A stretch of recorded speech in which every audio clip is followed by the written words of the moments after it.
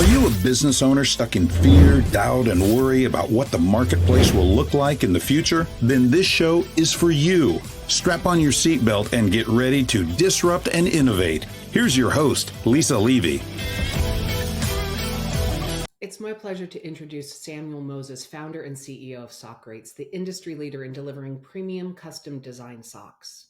Sam has redefined the custom sock experience by offering high-quality products with a lightning-fast turnaround time of just 7 days compared to the industry norm of 3 to 4 weeks.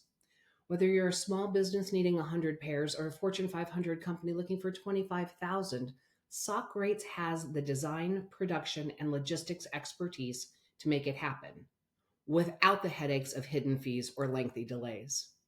From his mission to deliver a seamless, stress-free experience to his unwavering commitment to product quality, Sam's leadership has set SockRates apart as a trusted partner for distributors and end customers alike. Today, we're going to cover Sam's insights on building a brand, disrupting an industry, and delivering excellence every step of the way. Sam, welcome to the conversation. Hey, Lisa, thanks for having me, and I appreciate the introduction. Absolutely my pleasure. I write fast overview of who you are and what you do. Share with the audience, if you would, kind of your journey and Sure. how you got to a point where what you're doing today is and why it's so important for the business market. Sure. So I came out of business school about 20 years ago, and I started in management consulting, and that was kind of like the traditional route. Go to business school, get a management consulting job. I traveled a lot, found myself getting pretty tired. The hours were very long, and so I went into a smaller firm where we were doing market research, and we were doing market research for pretty big companies. BlackBerry was one of them back in the day. We had a lot of big clients, and that actually was a great lifestyle because it was kind of like a project-based lifestyle where you get a project and you're on your own for a bit and then you present the results. So I kind of liked it. 2007, 2008, obviously everything changed. BlackBerry research budgets were obviously much smaller than they were compared to the year before. And I had gone to New York City and I saw a little shop there. It was like a menswear shop, and it was from Italy, and it was a chain from Italy. It was called Andrew's Ties.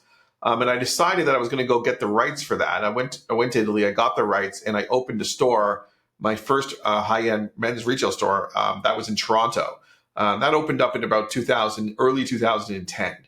And at that point, I was in the high-end menswear store. And what that gave me exposure to was really Italian manufacturing. I learned a lot about the process of Italian manufacturing. I learned a lot about their systems, how they value the product, the detail they put into it, the family orientedness of it, just the whole thing about how I went to a tie maker in Como, and it was like a 6th or 7th generation family that owned the business. And it was just unbelievable, the amount of care and love that they put into it, the history they have in it. So I got a big appreciation or a large appreciation for Italian manufacturing, how they do things in these little towns that make various products.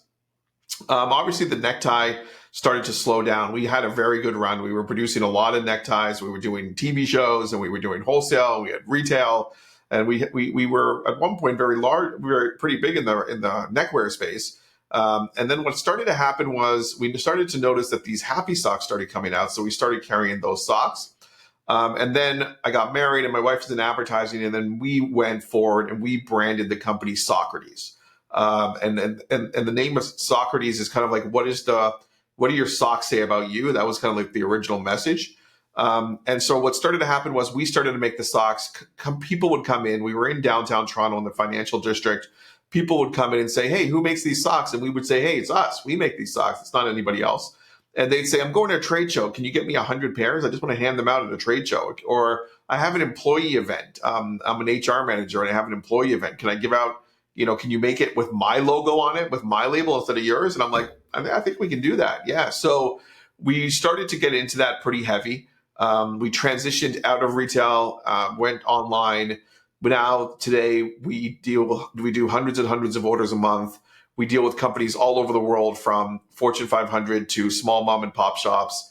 And the major use case of it is trade shows or giveaways. It's really a giveaway. It's a product that people can use for their company that's branded to them. It looks like a retail product. It has a label. It has it comes packaged as if you would buy it in a store. And it's something that they give away to their customers to kind of show that they appreciate them, or their employees to show that they appreciate them. So it's a powerful tool. I'll definitely can get into more about why it's a powerful tool, but that's kind of an introduction to how I got started, what SockRates does. And then we brought a lot of disruption to the market in custom socks via quality, speed, the colors, how we do unlimited Pantone matching. So we really hit all of those points and disturbed the market, and we kind of changed the game, because when we got there, it was a 30-day turnaround time, and it was set colors, and the design process was pretty painful. So we've definitely moved it forward. There's new competitors in the game, but we work very hard to stay on the front of it and always come up with new ideas and new products and new ways for people to take the sock and give it to their customer or their employees. So there's so much in that story that you shared that's so impactful. And I want to just kind of pull on a couple of threads. And the pun wasn't intended, but it was there anyway. Yeah, right. It was not intentional. Like But that. you talked about what you learned in Italian manufacturing. And I want to play with that for a little bit, because you have started a business, right? And in the United States, there are trends that say family-owned businesses seldomly make it from the third generation to the fourth. Right. And you had this experience in the Italian space where you're, at generation 6, and it's thriving. So what are some of the things that you learned from, that Italian mindset that you've brought into SockRates? So as you're building the brand and the business culture?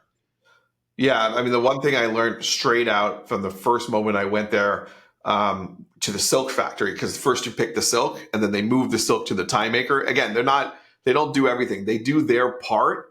And the person who, one person does the lining and one person does the label. And, it's very much independent, and they're all family owned and they all work together. So the first thing that I learned is the love that they have for the business. I mean, it's just a different level. They love it. It's not just another product that they're trying to throw out. And it's not about the money as much as it is about the love of the product and the love of the process. To them, it's like, it's a passion that they have. They don't just make a necktie. They make it, every stitch counts to them. They're showing their grandkids how they make it. Their grandparents taught them how to make it. It's a whole tradition that they have.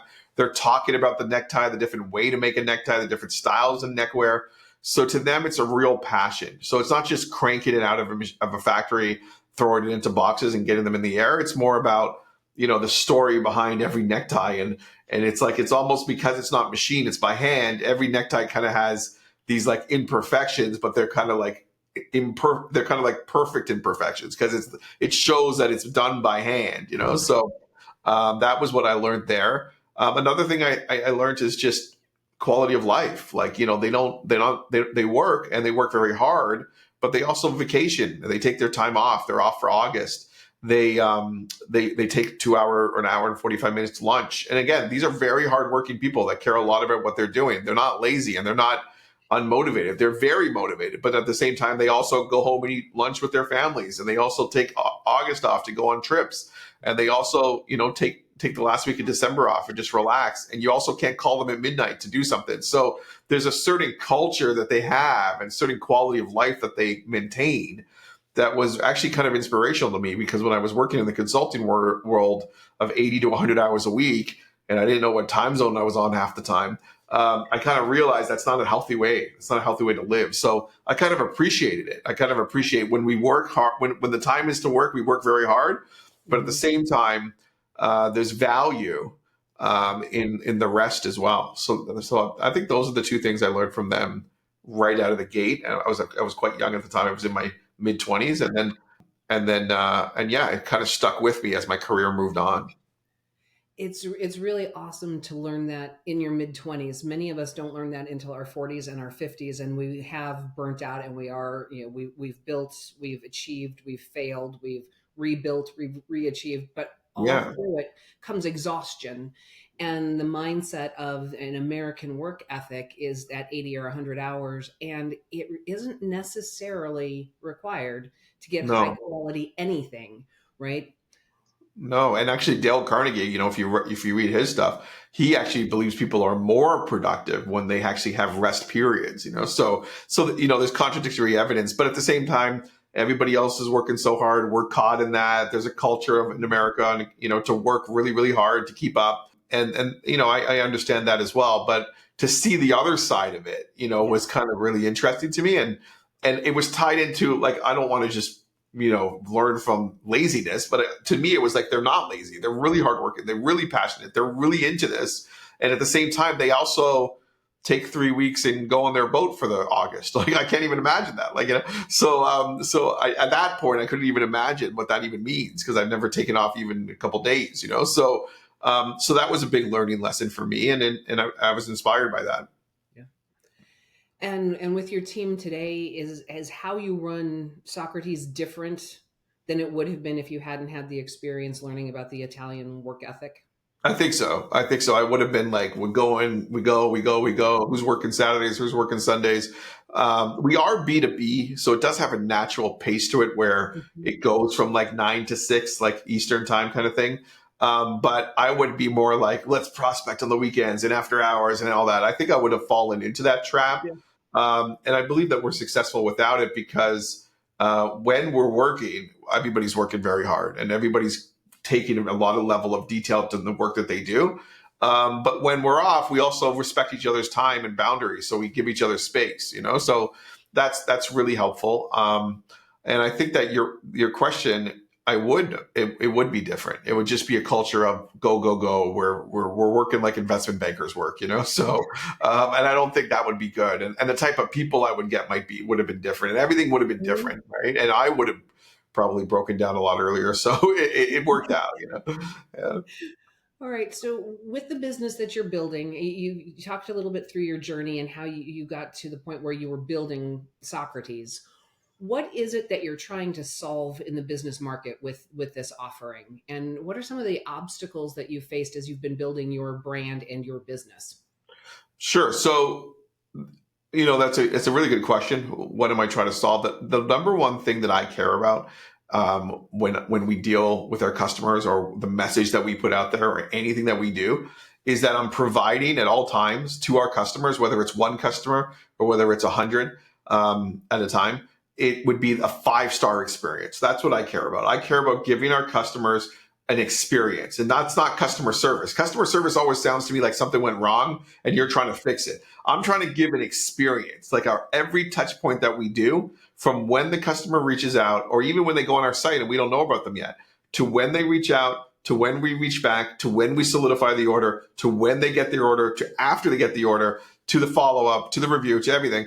I really care very much, to the point where I drive my team maybe a little nuts, okay?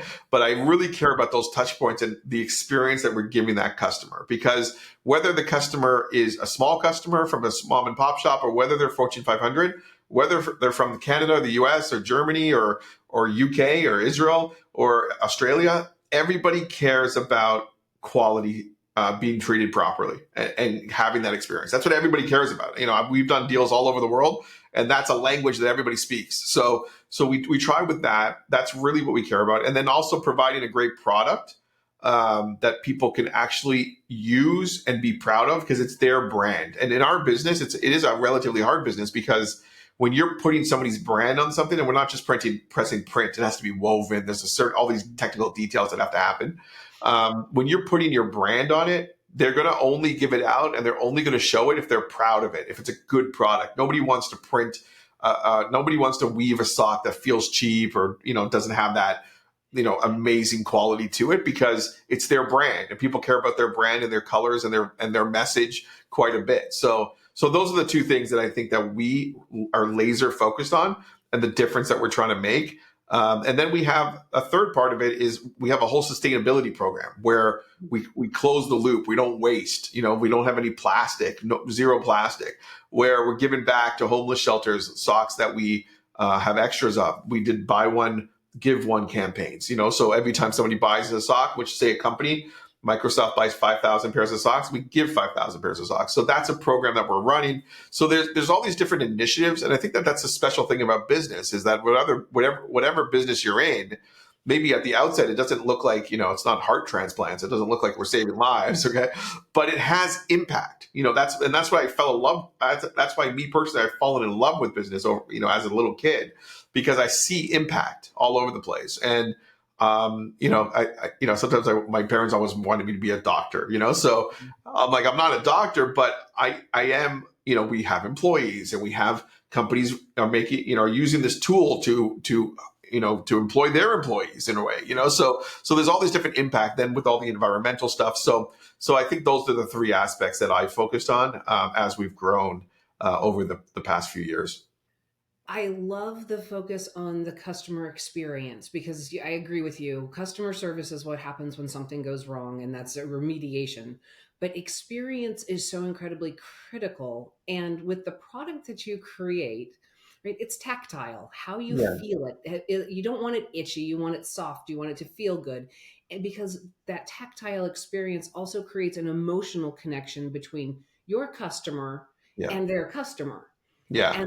and that's where the success really builds from, because your customers growth and their success obviously feeds back hopefully more business to you, but that Yeah. experience of that product in the hand says this business cares about me, they care about quality, they are Yeah. interested in details, and as what your product is building is a very high touch, high quality, that 5-star experience you're talking about. Yeah. All of that said and felt in our fingertips when we touch that product. And it isn't about closing a deal, it's about making an emotional connection. And that is Yeah. so huge. That's good. Yeah, yeah, that was the right way to say it. Yeah, everybody likes to talk like B2B, B2C. I'm always like it's H to H. Like you're going human to human. It doesn't matter. Like you're selling something to another person, whether Right. they're a consumer at the into my store when I had a store, or whether they're a marketing manager at a company. They're all people, right? So Right. it's all about making that connection, making sure that they enjoyed their experience because they could have chosen other people or they could have not bought it. So yeah, that's something that I'm really obsessed with. And that's something that my project team and my salespeople, I'm always making sure that we're on that and that they're aligned with it, because it's good to make sales and it's good to do all that. But if the person kind of has a bad taste in their mouth, then it's not okay for us. So that's what we're focused on. And I love how you complement that out then with the sustainability and the give back. Right, in this day and age, it sounds like a simple thing, but there are people out there that a pair of socks makes a significant difference to them. Yeah.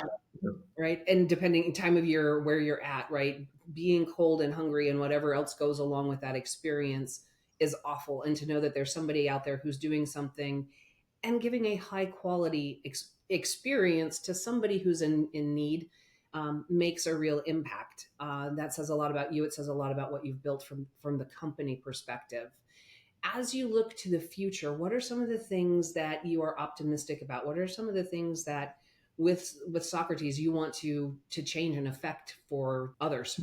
Yeah, so I mean, we've just to touch on that in two ways. One is we've put so much work into our infrastructure and that experience that it's almost like you build it, you build it, you build it, and now it can scale. It's starting to scale, right? Because the infrastructure is in place and the processes are in place and the roles are in place and the people are in place, and you need more people as you go.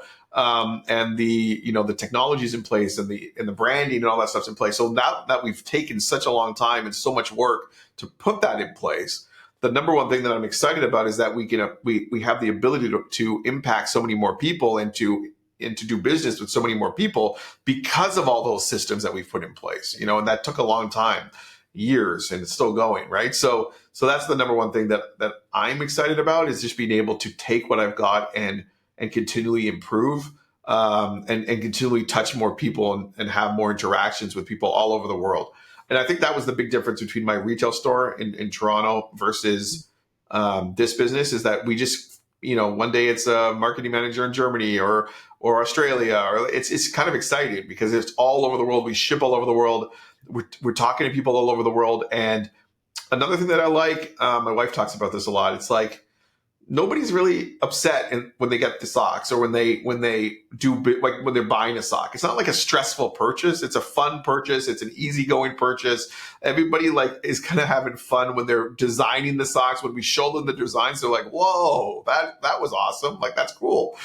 So it's kind of like a very friendly, fun business. If I always said, if I had to be in one of the two, I don't want to be in the funeral business. I want to be in the wedding business, right? At least they're happy then, So, I always just wanted to be part of kind of like people enjoying themselves. So it's not it's not so stressful. Look, it can get stressful, deadlines and this pressure and all that stuff, but it's a fun product and it's a good product in that it kind of brings happiness. We get a lot of notes like that. They're like, these socks bring us happy, make us happy. They're just, we love it. We just love wearing them. We loved opening the box. We make the whole box opening experience. The box is branded. Your socks are here, and there's notes in there and all this stuff. So we make that an experience. So every little touch is kind of like, this is why people like Christmas, right? They like opening things, right? So we try to recreate that in the corporate world, which is, sometimes in the corporate world, because you're going to work every single day, and it could get a little boring or mundane. So we try to add a little bit of flavor to it, Absolutely. Sam, if people are curious and we've touched them, where do they find more information about SockRates? How do they find out the info? Yeah, super easy to get a hold of us. I mean, you go to our website, SockRates, SockRates, like SockRates, custom.com. And don't worry, 50-50. It's 50% people call it SockRates, 50% call it SockRates. That's okay. We got it. So it's SockRatesCustom.com. And you just fill out a form, and we're usually back to you in the first 10 to 15 minutes. So, and the process is you give us your logos, no obligation. We start the design process. We show you some designs. I always tell this, I kind of have a joke. I always tell the designers that they're the reason we're able to sell, because of the quality of the designs. And I always tell the salespeople that they're the reason we're able to sell, because of the quality of their sales, So I just kind of, I've got called out on that a few times, So, so you get this cool design board with the label, and you're like, whoa, I could see my socks in a store. I could see it in Target. Imagine my brand was in Target, So Microsoft socks in Target. And then you just go from there. And if there's no obligation, most people will pick, say, one design and buy 200 or 300 pairs, and then we agree on the order, and then we ship it 7 days. That's the key. The magic is the 7 days, really. There's two magics: the beginning part, when we show you the designs, and the second part, when if you order today, it's at your door the next week, Tuesday. So it's very quick, And then we have a very streamlined process to do that. Absolutely fabulous. The URL will be in the show notes for the audience members, so it's easy for you to find SockRatesDesigns.com. And today we've had a fabulous conversation with Sam, who's taken us through his journey and learning about high-touch, high-quality manufacturing that's done with a very personal touch, a passion from people who do the work that has driven him into creating SockRates so that it is a 5-star customer experience, and everybody knows that they are special and that they are important, and that this was designed to have and cause an emotional experience for them and a connection to a brand. Audience members, you know my rules. Don't get left behind. Join me next time. That's it for today's episode of Disrupt and Innovate. Head over to iTunes and subscribe to the show.